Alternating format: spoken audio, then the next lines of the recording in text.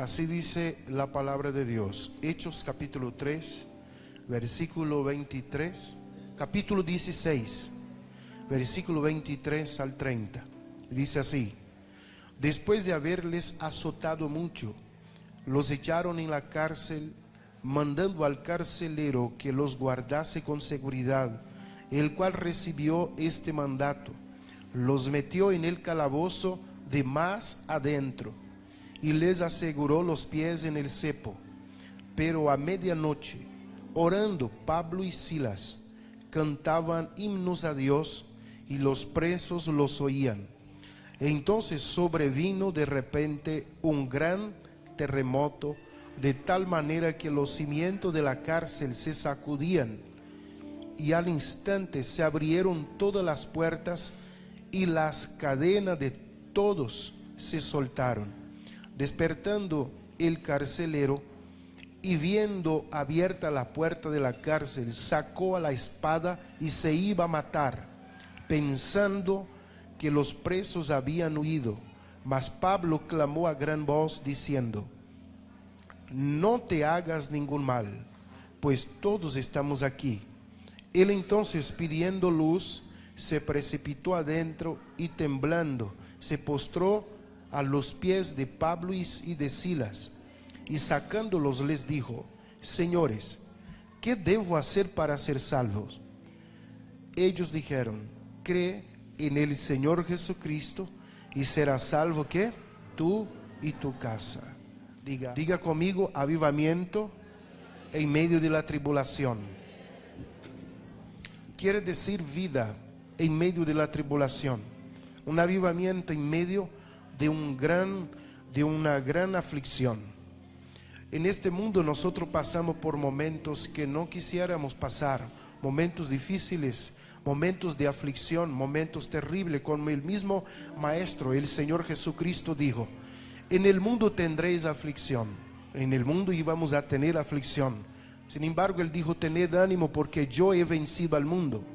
Hay tremendas turbulencias que azotan a veces nuestra embarcación, de nuestro caminar, de nuestro destino, evidenciando así en nosotros un miedo a seguir adelante, miedo a cosas desconocidas, y nos da una cierta desesperación a algunas cosas, y evidencia desesperación quizás en la familia, en los proyectos. La persona no sabe a dónde ir, a quién dirigirse por momentos de aflicción.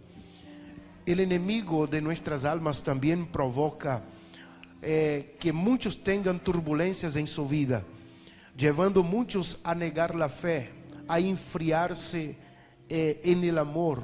Por eso dice la Biblia que por multiplicarse la iniquidad, el amor de muchos se ha enfriado, han dejado la vida. A la verdad, muchos se vuelven insípidos, secos, sin vida, por las aflicciones de esta vida. Abandonan la fe. Cosas de esta forma han pasado. La Biblia nos muestra con el cuadro de la vida o experiencia que tuvo el apóstol Pablo y su compañero Silas, que nos enseña que podemos tener vida en medio de una gran tribulación, de una gran tormenta. Podemos permanecer firmes y tener tiempos de grandes bendiciones. Ahora, ¿qué es avivamiento? ¿Qué es tener vida? ¿Qué es manifestar? Es este tipo de vida. Según lo que es la definición de avivamiento o de tener vida, volverlo a dar. Avivamiento sería eso, volver a tener vida. Es vivificar, animar, ascender, despertar, volver a la vida, resucitar. Eso es lo que significa avivamiento. Y es justo lo que Dios nos quiere dar a cada uno de nosotros. Avivamiento, traer avivamiento a la iglesia, a la vida de una familia, en la casa de Dios, o a toda una comunidad, o a toda una nación, o a una persona de forma particular, significa que esta persona un día tuvo vida y ahora necesita recobrar vida, resucitar otra y tener vida otra vez, porque una vez tuvo y dejó de tenerla. De hecho, La palabra de Dios dice que Dios nos da vida, y vida ¿cómo? En abundancia. No hay otra calidad de vida que Dios nos ofrece. Dios no dice, les daré una vida diferente a uno y la vida diferente a otro. Dios nos da parejo vida y vida en abundancia. Nos ofrece a todos vida abundante. De hecho, apenas dos calidades de vida Dios nos da. Una para vivirla aquí, para disfrutarla acá. Otras, aunque ya la tenemos en nosotros, Dios la manifestará cuando tengamos nuestros cuerpos transformados y glorificados. Una es vida en abundancia y la otra es vida eterna. ¿Cuánto dicen amén? Que es la vida eterna en Cristo Jesús, que nosotros ya tenemos aquí y la vamos a tener para siempre con el Señor. Y aquí, mientras estamos acá, vida y vida en abundancia. Si nosotros no la tenemos, estamos mal. Dios ahora nos permite tener tiempos difíciles en esta tormenta. En medio de esas tormentas debemos mantener de una forma muy personal avivamiento, vida, aún en medio de una gran tribulación que uno haya pasado, aún en momentos oscuros. Y cuando eso pasa, cuando eso sucede en nuestra vida, mira, se puede experimentar un avivamiento en medio de la tribulación. Primero, se puede experimentar cuando nosotros obedecemos a Dios. ¿Cuando hacemos qué? ¿Cuando hacemos qué? Obedecemos a Dios. Sin obediencia a la palabra de Dios, nosotros no vamos a llegar a ningún lado. Nosotros vamos a permanecer justo donde nosotros estamos. Amén. No vamos a tener otra cosa sino justo donde estamos. Si es un lugar de tormenta, ahí vamos a quedar. Si no aprendemos a movernos en obediencia, aún en medio de tormentas, ahí vamos a estar siempre en tormenta. No vamos a salir de ello. Y para experimentar un mover de Dios, un avivamiento, mantenernos vivos en medio de la tribulación, la primera cosa que debemos hacer es obedecer a Dios.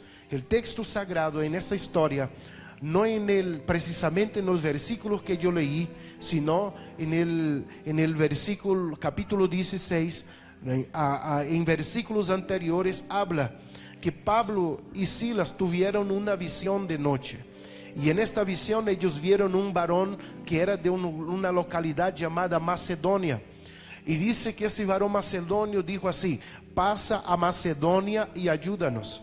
Anteriormente ellos habían intentado entrar en Misia y intentado entrar en Asia. Y dice que el Espíritu Santo les prohibió. El Espíritu dijo: no entre. Dios habló a sus vidas, a sus corazones. Ahora Pablo y Silas tienen una revelación. Precisamente Pablo tuvo un sueño y en este sueño una revelación. Aparece un varón de Macedonia y les dice así: pasa a Macedonia y ayúdanos. Él no tuvo una reprensión de Dios diciendo no vaya, sino tuvo por sentado que Dios les estaba invitando a pasar a otro lado, a Macedonia, y ayudar a los macedonios a conocer de Dios, a conocer del Evangelio, a conocer de la palabra de Dios. Cuando nosotros tenemos un avivamiento en medio de la tribulación, cuando nosotros seguimos la orientación del Espíritu Santo, cuando nosotros seguimos lo que Él nos ha indicado, cuando nosotros somos orientados por Él, no seguimos nuestros instintos, no seguimos nuestra propia orientación, la orientación apenas de un hombre o de muchos consejeros, sino lo que el Espíritu Santo de Dios nos está mandando. Pablo, hermano, era un apóstol, palabra que significa enviado. Sus características físicas quizás no eran muy atrayentes. Alguien diría: Pablo no era un hombre muy bonito, muy simpático en cuanto a su estereotipo, su físico.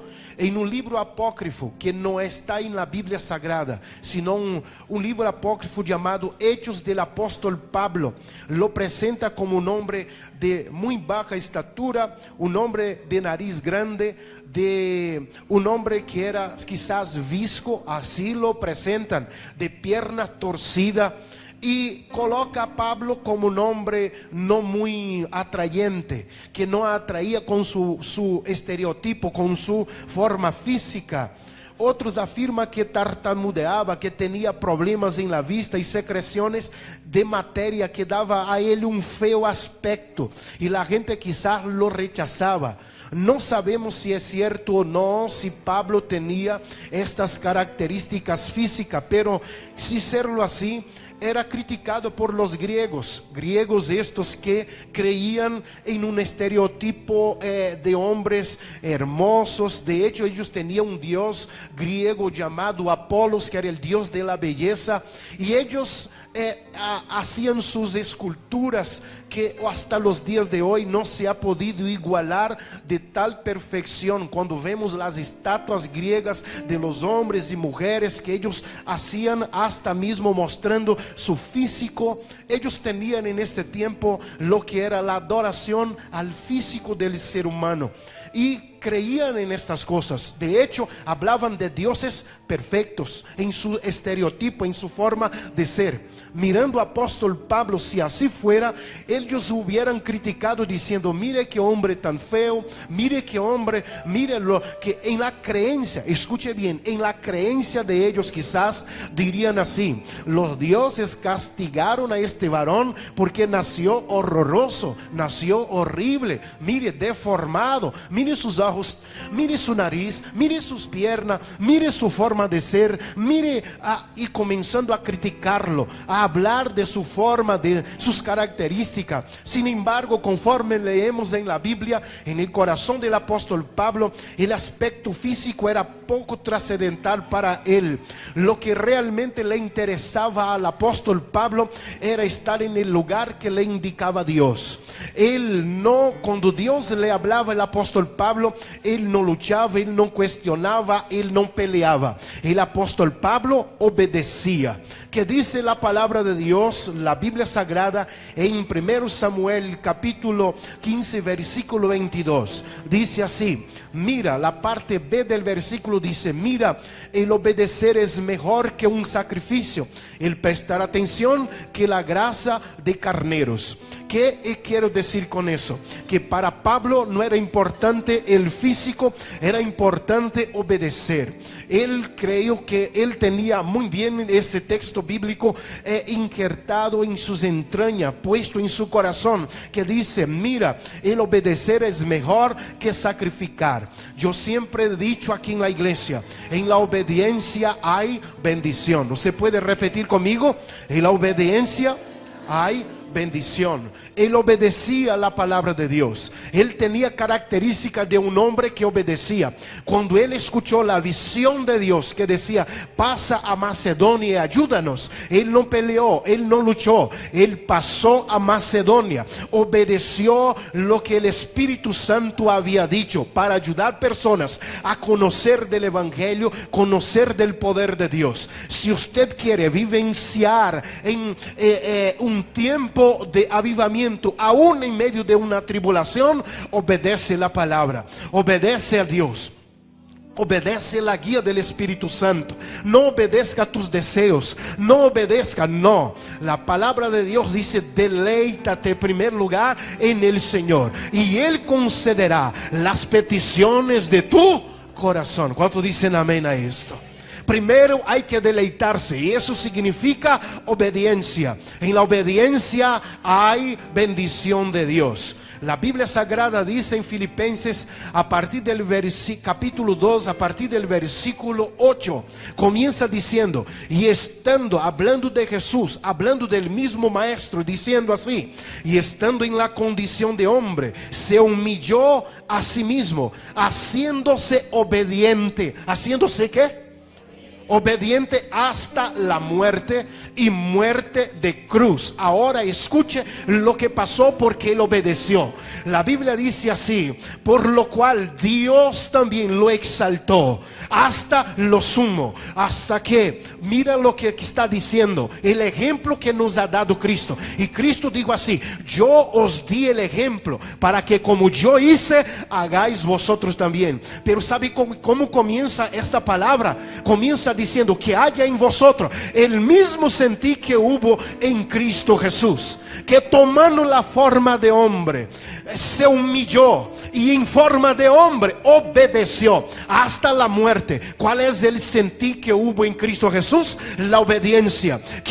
Que haya en vosotros, que haya en cada uno de nosotros este mismo sentir. ¿Cuál es el sentir? La obediencia. Cuando hay obediencia, hay bendición. Y por lo cual Él obedeció, dice la Biblia, por lo cual también Dios lo exaltó. Aquellos que son obedientes, Dios los levantará, Dios los exaltará, Dios los levantará, Dios romperá cadena, Dios quitará su humillación. ¿Cuántos dicen amén a esto?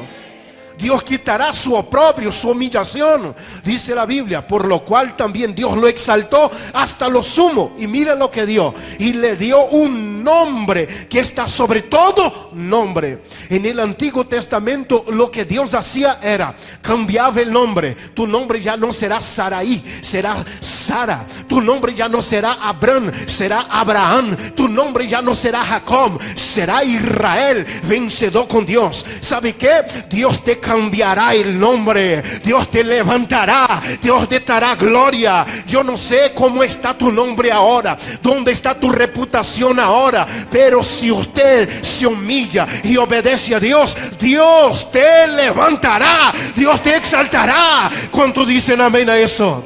La Biblia dice, humillaos bajo la potente mano de Dios y Él a su tiempo os exaltará. ¿Cuántos dicen amén?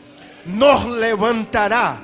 Por eso dice la Biblia que Él lo exaltó hasta lo sumo y dio un nombre que está sobre todo nombre. Y dice, y toda lengua confesará que el Señor Jesucristo, que Él es el Señor. ¿Para qué? Para gloria de Dios Padre. ¿Qué quiero decir?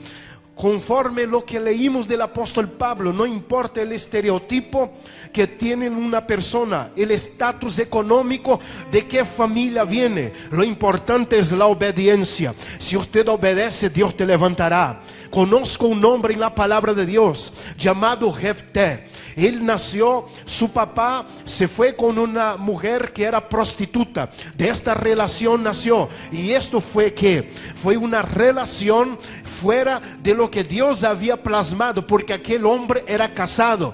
De ahí, de esta relación que él tuvo con una prostituta,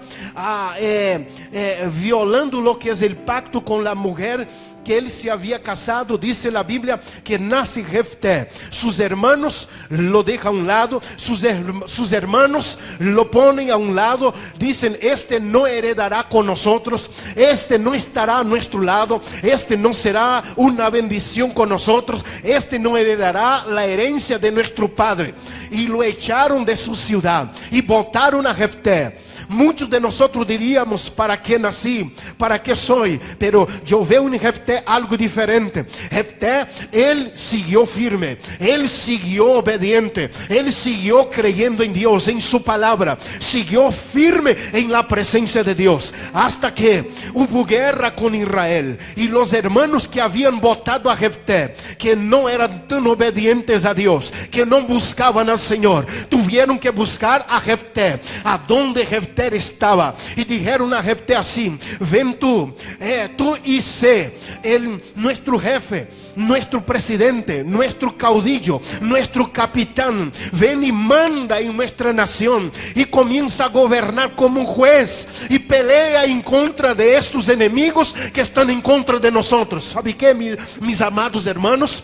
Aquel que era el hijo ilegítimo, el hijo botado, el hijo que fue quitado, desterrado de su casa, alejado de su familia, de su cultura, ahora fue buscado. ¿Por qué? Porque fue obediente a la palabra de Dios y fue uno de los jueces de Israel. Y la Biblia dice que él está en el capítulo 11 de Jueces, y Dios no lo sacó del capítulo 11 y lo volvió a colocar en el capítulo 11. ¿Dónde? De Hebreos. ¿Sabe qué es el capítulo 11? Las listas de los héroes de la fe, y nada más y nada menos está entre Sansón y David. Él quedó entre los grandes. Si usted es obediente a la palabra de de Dios, es obediente a la voz de Dios, Dios te pondrá entre los grandes de la historia. Diga amén a esta palabra. Mira a tu hermano, dile: Dios te quiere levantar, te quiere exaltar. Dile con cariño. Pero ¿cómo lo hace? A través de la obediencia. Diga obediencia. Ahora otra vez diga: obediencia trae bendición. Dios bendijo a este varón. ¿Quieres ser avivado en medio de la tribulación? Obedece. Siga obedeciendo. Siga firme en el nombre de Jesús. Pero este avivamiento se manifiesta con dos cosas: oración y alabanza. Diga conmigo: oración, alabanza. La Biblia dice que Pablo y Silas, ellos tuvieron momentos no tan fáciles en esta trayectoria de predicar el evangelio. Aún en circunstancias no favorables, ellos permanecieron firmes. Bajo la orientación del Espíritu Santo, Pablo y Silas se unen para hacer lo que sería su viaje misionero, una visita a ciudades que antes se había predicado. Se dice que es su segundo viaje misionero de predicar el evangelio y reafirmar la fe de aquellos que un día se habían entregado a Cristo Jesús. Era en ese segundo viaje, Pablo toma a Silas, llega a una ciudad llamada Filipos, primera ciudad de la provincia de Macedonia, y también era una colonia. Dice la palabra de Dios que en un sábado se sentaron en un lugar donde estaba un río, donde era el lugar de la oración, y comenzó Pablo a predicar. Y una mujer llamada Lidia, vendedora de púrpura, fue compungida en su corazón y se entregó a Dios. Y todos los días ellos iban a la hora de la oración para estar con ellos y darles el mensaje del evangelio. Y de repente una mujer que era usada por un espíritu de adivinación, dice la Biblia, que comenzaba a adivinar y daba lucro a los monetarios, a sus amos, aquellos que los hombres que tenían a ella como una esclava. Dice las escrituras que Pablo todos los días, pasando quizás un momento dado, se enojó con aquel demonio, se enojó con aquella situación y dijo así: en el nombre de Jesucristo de Nazaret, sal de esta niña. Y aquel demonio se fue. Por causa de esa situación, dice la Biblia, que Pablo donde llegaba, él trastornaba, él operaba. Era Dios con Pablo, era Dios ministrando a través de él. Por la obediencia de Pablo había una respuesta de Dios, había alegría. Sin embargo, también la gente, había oposición en contra del evangelio, en contra de los hombres de Dios. Había juicio de los hombres en contra de aquellos hombres de Dios. Y por causa de ello, aquellos hombres tomaron a Pablo y lo querían matar. Y se hizo una gran reunión y tomaron a Pablo y colocaron en el calabozo el más de adentro. Y al ponerlo en el calabozo, allá estaba Pablo. Escuche bien, habían el calabozo más de abajo, donde se colocaban los presos, los más feroces, los peores de todos. Y había en el calabozo donde estaban aquellos que tenían penas más livianas. Y Pablo fue considerado, y Silas, de los peores y colocado en el calabozo más de abajo, en una situación que usted y yo no quisiéramos estar. ¿Dónde era esto? El lugar donde no se limpiaba, en la oscuridad del calabozo, en el lugar donde estaban las ratas, excremento humano, oliendo a orina. Y ahí estaba el hombre de Dios con los pies atados en un cepo y sus manos encadenadas y sus pies encadenados. Pero aún en medio de una tribulación, no era un lugar para alabar a Dios, no era la situación que usted elegiría para alabar a Dios, no era la situación que usted escogería para decir: Dios sea glorificado, Dios me ha bendecido, Dios es precioso.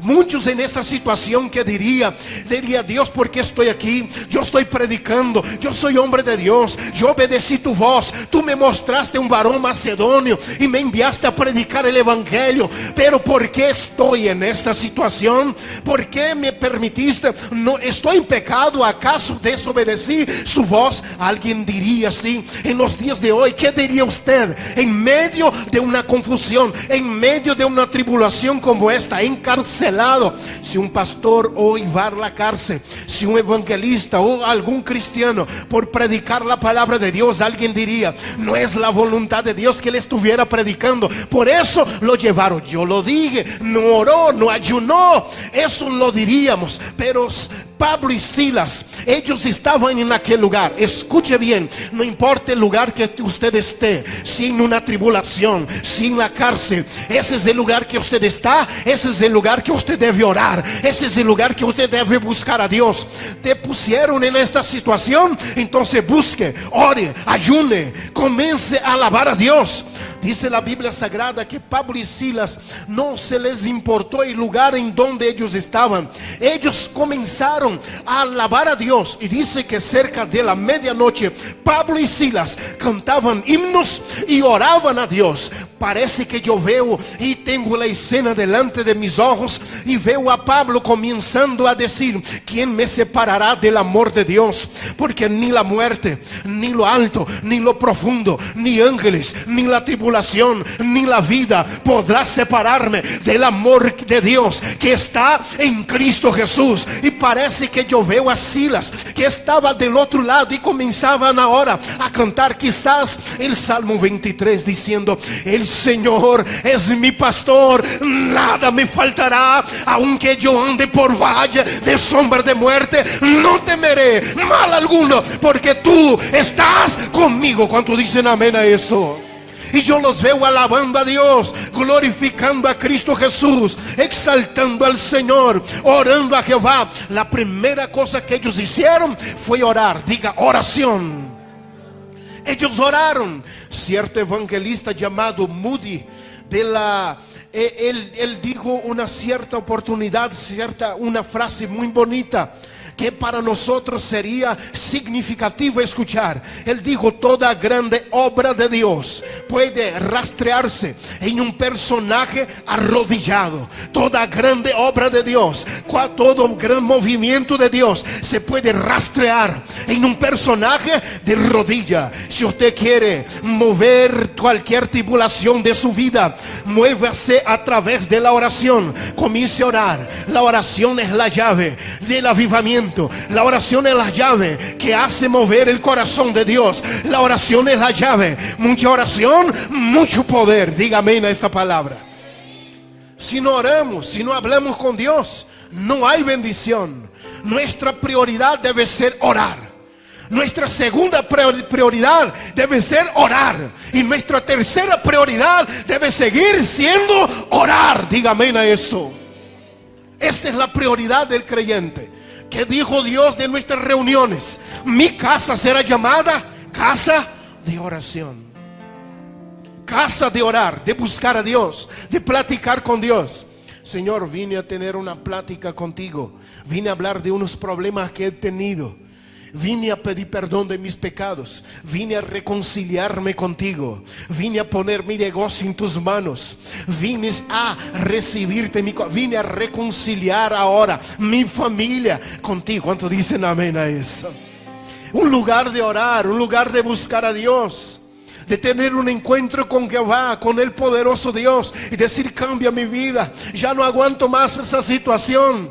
Señor Jesús, yo necesito. Cuando nosotros tenemos esta iniciativa, es porque hay vida, es porque hay vida, es porque hay vida. Dígame a eso. Pero además de orar, ellos estaban alabando a Dios. Dice que oraban y cantaban himnos a Dios. Mira lo que dice la Biblia. Salmo 150 dice, todo lo que respira, alabe a Jehová. ¿Cuántos dicen amén a esto? Apocalipsis capítulo 19 versículo 5 dice, y salió del trono una voz que decía, alabad a nuestro Dios todos los siervos, los que le teméis, así pequeños y grandes. ¿Qué deben hacer? Alabar a Jehová. Salmo 95 dice: lleguemos ante su presencia con alabanza, aclamémosle con cánticos. Alabe a Jehová. ¿Cuántos quieren alabar a Dios? ¿Cuántos vinieron a alabar a Dios? Alguien que alabe al Señor, alguien que diga gloria a Dios, alguien que en medio de la tormenta, de la tribulación, diga: bendito sea Jehová de los ejércitos, la tierra está llena de su gloria. ¿Cuántos alaban a Dios? Aleluya.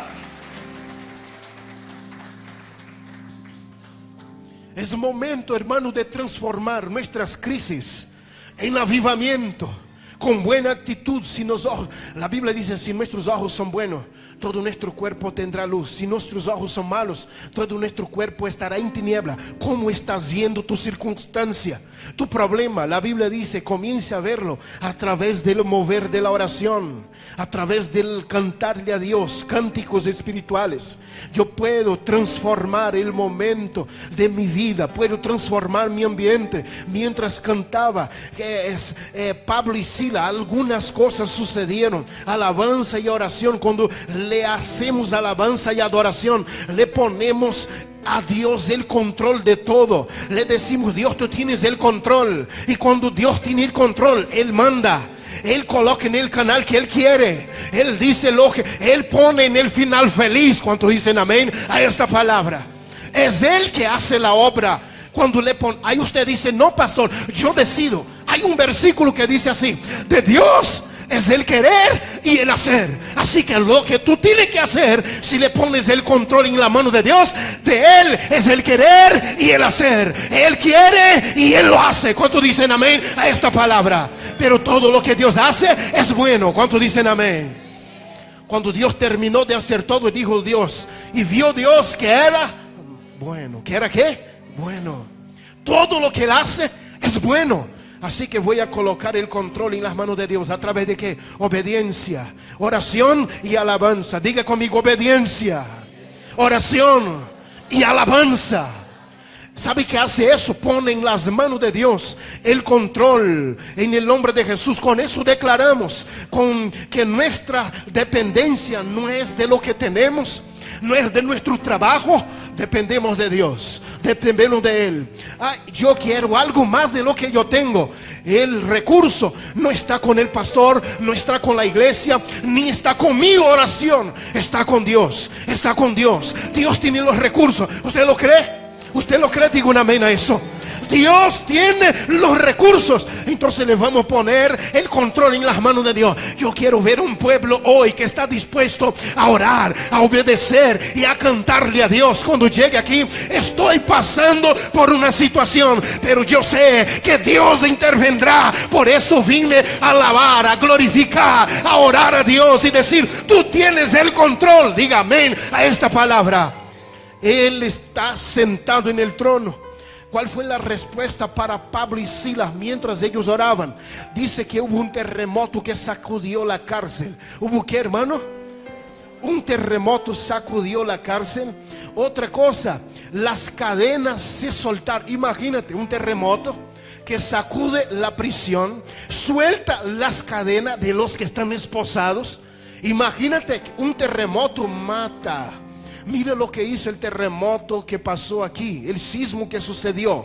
Mató, diezmó vidas, quitó personas de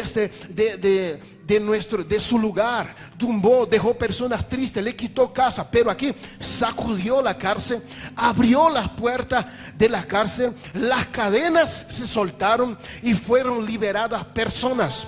Un terremoto no hace esto.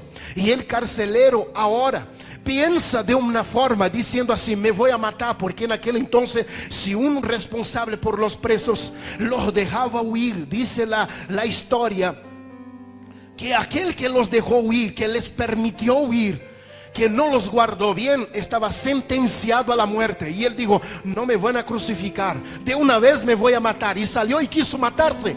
Pablo y Silas y todos los presos podían huir, pero no lo hicieron. Se presentaron y dijo: no te haga daño, porque todos estamos aquí. Y el hombre dijo: aquí hay un milagro, aquí hay algo grande. Esos hombres traen una bendición, estos hombres traen algo, una respuesta de Dios. ¿Y qué les dijo? La palabra de Dios dice que él dijo a Pablo y a Silas: ¿qué haré para ser salvo? Y él solo dijo una cosa. Él no dijo así: esfuérzate mucho. Él no dijo así: haga penitencia. Él no dijo: ayuna mucho. Él solamente dijo: cree en el Señor Jesús. ¿Cuántos creen en el Señor Jesús? Digan amén. ¿Cuántos creen en el Señor Jesús? Digan amén. Cree en el Señor Jesucristo y serás salvo tú y toda tu casa. Ahora, ¿sabe qué, hermano? Yo creo en Jesús y mi casa no está aquí en la iglesia. Mi casa es México. Mi casa es mi país. Mi casa es mi nación. Yo creo en Cristo y va a ser salvo mi casa. ¿Cuántos dicen amén a esa palabra? Mira a tu hermano y dile: nuestra casa, nuestro país será salvo por el Señor Jesús. ¿Cuántos dicen amén? Mi casa es mi país. Levante su mano conmigo y diga: México, tú eres mi casa, tú eres mi país, tú eres mi bendición. Y yo declaro salvación sobre mi país, sobre mi casa, en el nombre de Jesús. Diga amén. Ahora, ¿cuántos dan gracias a Dios? ¿Cuántos alaban a Cristo Jesús? Aleluya, aleluya, aleluya.